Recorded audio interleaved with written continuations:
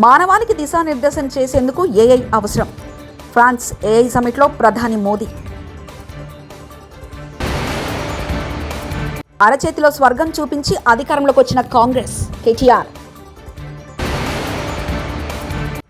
అన్ని సవాళ్లు ఎదుర్కోవడం ఇదే తొలిసారి సీఎం చంద్రబాబు. ఎస్సీలను ఏబీసీడీలుగా వర్గీకరించాలి మందకృష్ణ మాదిగ. ప్రధానమంత్రి నరేంద్ర మోదీ ప్రస్తుతం ఫ్రాన్స్ పర్యటనలో ఉన్నారు. ఇవాళ పారిస్లో జరుగుతున్న ఏఐ శిఖరాగ్ర సమావేశంలో ఫ్రాన్స్ అధ్యక్షుడు ఎమాన్యుయల్ మెక్రాన్తో కలిసి ప్రధాని మోదీ అధ్యక్షత వహించిన ఆయన ఈ సమావేశంలో పలు విషయాల గురించి ప్రసంగించారు. మానవుల దైనందిక జీవితంలో కృత్రిమ మేధస్సు ఎలా కీలక పాత్ర పోషిస్తుందనే దాని గురించి విస్తృతంగా చర్చించారు. ఏఐ ప్రయోజనాలను అందరితో పంచుకోవాలని చెప్తూనే కృత్రిమ మేధస్సు పక్షపాతం చూపించే గురించి కూడా హెచ్చరించారు. I welcome the decision to set up the AI Foundation at the Council for Sustainable AI. I congratulate France and my dear friends. Telangana ప్రజలకు అరచేతిలో స్వర్గం చూపించి కాంగ్రెస్ పార్టీ అధికారంలోకి వచ్చిందని BRS party working president KTR మండిపడ్డారు. మంగళవారం హైదరాబాద్ జూబ్లీహిల్స్లోని మాజీ మంత్రి పువ్వాడ అజయ్ నివాసంలో ఖమ్మం జిల్లా బీఆర్ఎస్ పార్టీ క్యాడర్లో ఆత్మీయ సమావేశం నిర్వహించారు. ఈ సమావేశానికి మాజీ మంత్రి కేటీఆర్ ముఖ్య అతిథిగా హాజరయ్యారు. ఎందుకంటే వాళ్ళు ఇచ్చిన హామీలు అట్లాంటి రైతు రుణమాఫీ పేరిట ఇప్పటిదాకా చారణ కూడా కాలేదు రుణమాఫీ. రైతు బంధు అన్నారు, ఇప్పటివరకు ₹1 కూడా వేసిన పరిస్థితి లేదు. 2 ఎకరాలకు వేసామని చెప్తున్నారు, మెసేజ్లు వస్తూ ఉన్నాయి మాకు. అన్న నాకున్నది 30 గుంటలే, నాకివ్వడలేదు, ఎక్కడ 2 ఎకరాలు అని చెప్పి రైతులు మెసేజ్లు పంపిస్తూ ఉన్నారు. గ్రాడ్యుయేట్ ఎమ్మెల్సీ ఎన్నికల్లో బీజేపీతో బీఆర్ఎస్ కుమ్మక్కైందని పీసీసీ చీఫ్ మహేష్ కుమార్ గౌడ్ చేసిన ఆరోపణలు ఖండించిన బోయినపల్లి వినోద్ కుమార్, ఈ ఎన్నికల్లో కాంగ్రెస్ బీజేపీ అభ్యర్థులు గెలవరు, బీఆర్ఎస్ ఎమ్మెల్సీ ఎన్నికలకు దూరంగా ఉండడానికి ప్రత్యేక కారణాలు ఏమీ లేవు, ఇదివరకు కూడా బీఆర్ఎస్ పోటీకి దూరంగా ఉన్న సందర్భాలున్నాయి, ఎమ్మెల్సీ ఓటర్ల నమోదు ప్రక్రియకు బ్రిటిష్ కాలం నాటి పద్ధతులు అమల్లో ఉన్నాయి, అవి మార్చాలంటూ మాజీ బీఆర్ఎస్ ఎంపీ బోయినపల్లి వినోద్ కుమార్ వ్యాఖ్యానించారు. నా ప్రకారంగా ఈ ఎమ్మెల్సీ ఎన్నికల ప్రక్రియ లోపటనే చాలా తప్పిదాలనే బ్రిటిష్ పాలకులు పెట్టిందే ఇంకా కంటిన్యూ అవుతారు. కాబట్టి దీనిపైన మా పార్టీకి అభిప్రాయం ఉంది. సరే, పోటీ చేసినప్పుడు చేస్తాం, పోటీ చేయనప్పుడు చేయలేదు. ఇదివరకు కూడా ఒకసారి పోటీ చేసాం, ఒకసారి పోటీ చేయలేదు. సరే, ఇది మా ప్రకారంగా దీన్ని డెఫినెట్గా మన పార్లమెంట్ ఎన్నికల్లో, అసెంబ్లీ ఎన్నికల్లో ఓడిపోయినాం, కొంత నిరాశ నిస్పృహలో ఉన్నాం, మీ ఓటర్ నమోదు కార్యక్రమంలో పాల్గొనలేదు, ఉన్న విషయాలు చెప్తున్నా దీని మొహమాటం లేకుండా. కానీ నా ప్రకారంగా వ్యక్తిగతంగా నేను ఇంకా పార్టీ కండవా ఉంది కానీ వ్యక్తిగతంగా నేను చెప్పేది ఏంటంటే, ఇది బ్రిటిష్ సామ్రాజ్యవాదులు పెట్టినటువంటి ఎన్నికల ప్రక్రియ. దీనికి చాలా మార్పులు చేయాలి. ఒక గ్రాడ్యుయేట్ ఉంటాడు, టీచర్ ఉంటాడు, అతనికి 2 ఓట్లు ఉన్నాయి, అదే రోజు పోయి టీచర్కి వస్తాడు, అదే రోజు పోయి గ్రాడ్యుయేట్కి ఎత్తాడు. మరి నాలాంటాడు ఇక్కడ ఎవరన్నా టీచర్లు ఎవరు లేవు, మరి మేము ఎవరు లేవు. మా కళ్యాణ్ అంటాడు మా వకీలకు కూడా ఒక ఎమ్మెల్సీ కావాలంటాడు, న్యాయవాదులకి. మా డాక్టర్ బిఎన్ రావు ఉన్నాడు, మా డాక్టర్లకు ఒక ఎమ్మెల్సీ కావాలంటాడు. కాబట్టి దీనిపైన పెద్ద చర్చ పెట్టాలి. దీన్ని తీవ్రంగా ఖండిస్తున్నాం మేము. లోపక ఎలాంటి ఒప్పందాలు లేవు, ఏం లేవు. మీకు ఎన్నికలు వచ్చేసరికి అటు కాంగ్రెస్ బీజేపీ అభ్యర్థులు ఇద్దరు ఓడిపోతారు. ఎస్సీ రిజర్వేషన్ల వర్గీకరణకు అనుకూలంగా తీర్మానం చేసినందుకు సీఎం రేవంత్ రెడ్డి ఎమ్మెల్యేలకు ధన్యవాదాలు తెలుపుకుంటున్నామని ఎంఆర్పీఎస్ వ్యవస్థాపకుడు మందకృష్ణ మాదిగ అన్నారు. మంగళవారం సీఎం రేవంత్తో భేటీ అనంతరం ఆయన మీడియాతో మాట్లాడారు. జస్టిస్ షమీం అక్తర్ నివేదికపై ప్రభుత్వానికి కొన్ని సూచనలు ఇచ్చినట్లు తెలిపారు. ఎస్సీలను 1, 2, 3 గ్రూపులుగా కాకుండా ఏబీసీడీలుగా వర్గీకరించాలన్నారు. ఎస్సీ రిజర్వేషన్ల వర్గీకరణకు అనుకూలంగా శాసన మండలిలోనూ శాసనసభలోనూ తీర్మానం చేయడం జరిగింది. సోదరులు రేవంత్ రెడ్డి గారు ఎంఆర్పీఎస్ ఉద్యమం ప్రారంభమైన 1 దశాబ్దం తర్వాత దాదాపు 2 దశాబ్దాల నుంచి తను రాజకీయాల్లోకి రాకముందు, జెడ్పీటీసీ కాకముందు నుంచే ఎంఆర్పీఎస్కు అండగా ఉన్న సోదరులు. ఎన్నో సందర్భాల్లోనూ వర్గీకరణ ఉద్యమంలో భాగస్వామైన వ్యక్తి.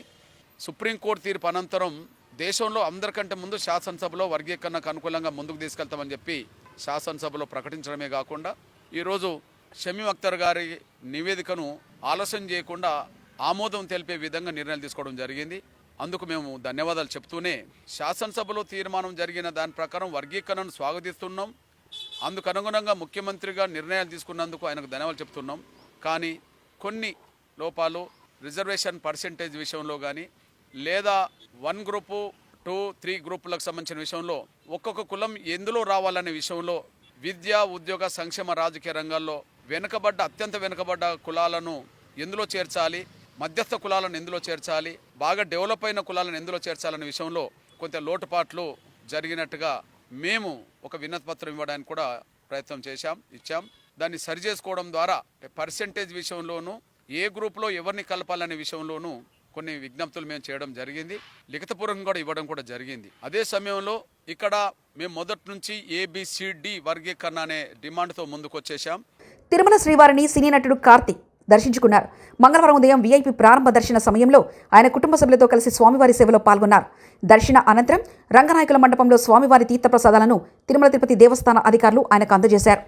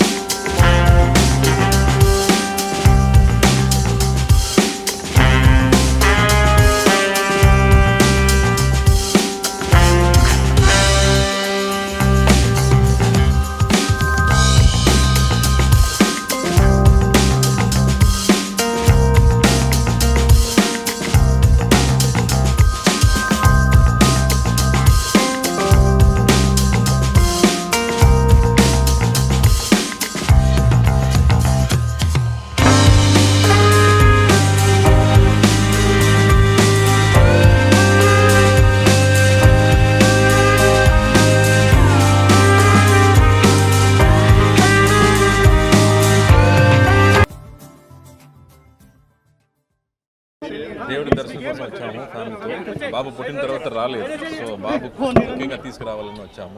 చాలా బాగా జరిగింది దర్శనం. Thank you. ఇప్పుడు బాబా తీర్ ఉంది, ఆ తర్వాత సర్దార్ 2 జరుగుతుంది, ఖైదీ 2 రాబోతుంది. దుకాణదారులకు నష్టం కలగకూడదనే మద్యం వినియోగదారులపై భారం వేశాడట చంద్రబాబు. లిక్కర్ సిండికేట్ విక్రయించే ప్రతి సీసా మీద చంద్రబాబుకు ₹5 ముడుపులు ఒప్పందం కుదిరింది. కరకట్టకు నోట్ల వరద పారుతుంది. ఇది చంద్రబాబు మార్కు దోపిడీ అంటూ కాకాని గోవర్ధన్ రెడ్డి నెల్లూరు జిల్లా వైఎస్ఆర్సీపీ అధ్యక్షులు మాట్లాడారు.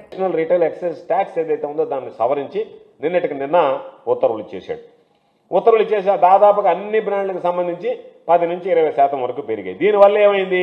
చంద్రబాబు ఉండవల్లి నివాసానికి వేల కోట్ల రూపాయలు మద్యం ఏరులై పారుతుంది.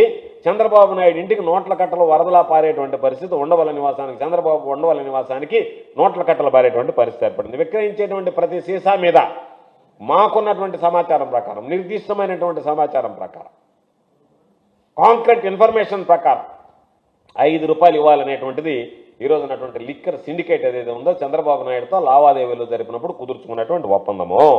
దానిలో భాగంగానే ఈరోజు కరకట్ట బంగ్లాకు సంబంధించి ఎంత వస్తుందనేటువంటిది లెక్క వేసి దాంట్లో ఈ మార్జిన్ పెంచడంలో కూడా చంద్రబాబు నాయుడు మార్క్ దోపిడీ కనపడుతుంది.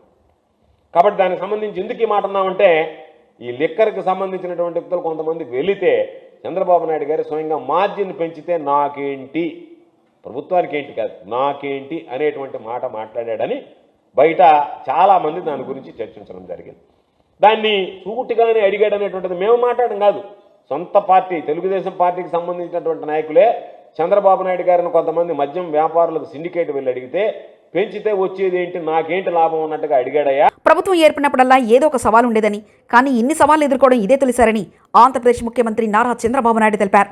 గత 5 నెలల్లో గాడి తప్పిన పాలనను తాము 8 నెలల్లో గాడిలో పెట్టే ప్రయత్నం చేశామన్నారు.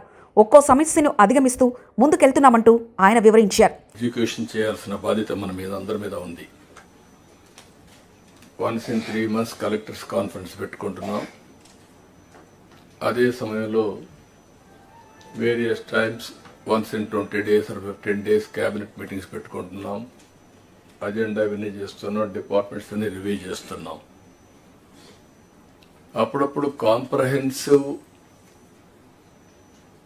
సమీక్షలు కూడా చేసుకుంటూ అందరం కూడా ఎఫెక్టివ్గా ఒక కోహెసివ్గా ముందుకు పోవడానికి ఇలాంటి కార్యక్రమాలు మనకు వస్తాయి. ఈరోజు హెడ్ ఆఫ్ ది డిపార్ట్మెంట్ పిలవలేదు, మనకెవరు అసిస్టెంట్స్ లేరు, బీ క్లియర్. ఈరోజు ఇక్కడ ఉండే వాళ్ళందరూ ministers are all policy makers. అదే మరి secretaries are are senior secretaries only 28 we called. Head of the departments వస్తే all secretaries are depending on head of the departments. You are not applying your minds, we are borrowing other minds. So I want to avoid that. అందుకే అందరూ కూడా ఆలోచిస్తే అక్కడి నుంచి leadership provide చేయడంలో మెరుగైన leadership ఇవ్వగలుగుతాం. ఎప్పుడైనా సరే మనం వేరే వాళ్ళపైన ఆధారపడినప్పుడు మన ఆలోచనలు తగ్గుతాయి, వీళ్ళంత రొటీన్ అడ్మినిస్ట్రేషన్లో పడే పరిస్థితి వస్తుంది. అందుకే ఈ brain storming session, I can say it is a brain storming session and reorienting hour cells. ఏం చేయబోతావు క్లారిటీ రావడానికి సమావేశం పెట్టుకున్నాం. 8 నెలలుగా ఎగ్జాక్ట్గా నేను ఎవ్రీ అవర్ క్యాలిక్యులేట్ చేసుకుంటున్నాను. బై టుమారో 12వ తారీఖు నేను ప్రమాణ స్వీకారం చేసి 8 months అవుతుంది. కొత్త గవర్నమెంట్ వచ్చి 8 months అవుతుంది. ఇచ్చిన తీర్పు కూడా మీరు చూస్తే ఒక హిస్టారికల్ మ్యాండేట్ ఇచ్చారు. ఇటీవల కాలంలో ఎప్పుడు కూడా ఇలాంటి మ్యాండేట్ రాలేదు. 93%. లడ్డూలో కల్తీ జరిగిందని ఏ ఆధారాలతో చెప్తున్నారని ముఖ్యమంత్రి చంద్రబాబును సుప్రీంకోర్టు ఆనాడే నిలదీసింది. ఆరోపణలు చేసిన తర్వాత విచారణ జరుపుతారా అని ప్రశ్నించింది. ఒక ముఖ్యమంత్రి ఆరోపణ చేశాక అందుకు విరుద్ధంగా అధికారులు రిపోర్ట్ ఇస్తారా? అందుకే సీబీఐ ఆధ్వర్యంలో సీటు విచారణ జరపాలని సుప్రీం ఆదేశించింది. ఇప్పుడు సీటు విచారణ వాడని నెయ్యిలపైన తప్ప వాడిన నెయ్యిపైన కాదు. లడ్డూ ప్రసాదం తయారీలో కల్తీ నెయ్యి వాడినట్లు ఏ ఆధారం లేవంటూ అమ్మటి రాంబాబు మాజీ మంత్రి వ్యాఖ్యానించారు. విచారణ జరిగితే ఎవరైనా సరే దానికి వ్యతిరేకంగా రిపోర్ట్ ఇస్తారా అనేటువంటి ప్రశ్నలు సుప్రీంకోర్టులో అడిగితే తెల్లముఖం వేయాల్సినటువంటి పరిస్థితి ఏర్పడింది. తర్వాత ఆ సిట్టును సరిచేసి సిబిఐ డైరెక్టర్ నాయకత్వంలో ఆ సిట్టు జరగాలని మళ్ళా దాన్ని పునర్వ్యవస్థీకరించి కొత్తగా దాన్ని సిట్ని మార్చి వేయటం జరిగింది. దాని మీద విచారణ జరుగుతున్నటువంటి సందర్భం ఇది.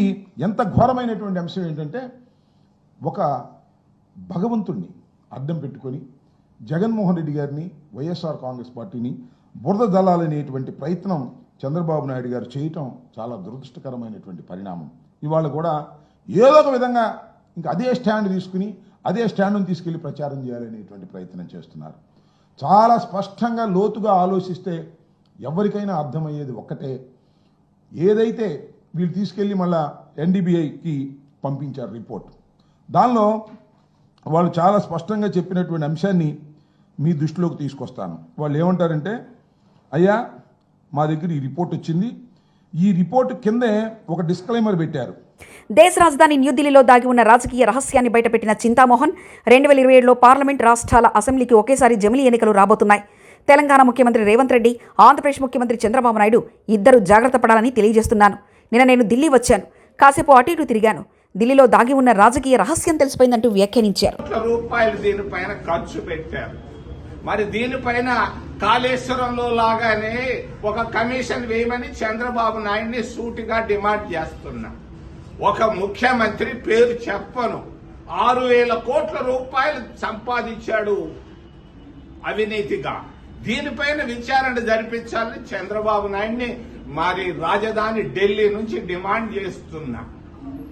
మరి ఉక్కు ఫ్యాక్టరీ, ఇందిరాగాంధీ విశాఖ ఉక్కు ఆంధ్రుల హక్కు అని పోరాటం చేస్తే ఇందిరాగాంధీ వచ్చి పునాదిరాయి వేసింది. కాంగ్రెస్ పార్టీ విశాఖ ఉక్కు ఫ్యాక్టరీని ప్రారంభించింది.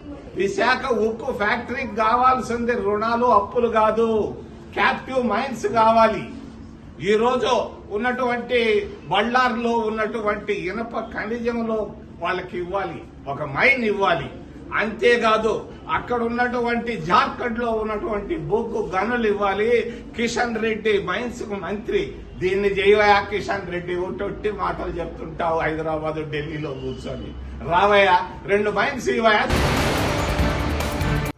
మానవానికి దిశానిర్దేశం చేసేందుకు ఏఐ అవసరం. ఫ్రాన్స్ ఏఐ సమిట్లో ప్రధాని మోదీ.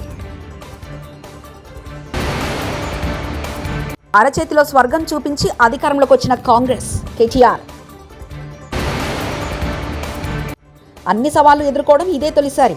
సీఎం చంద్రబాబు. ఎస్సీలను ఏబీసీడీలుగా వర్గీకరించాలి. మందకృష్ణ మాదిగ.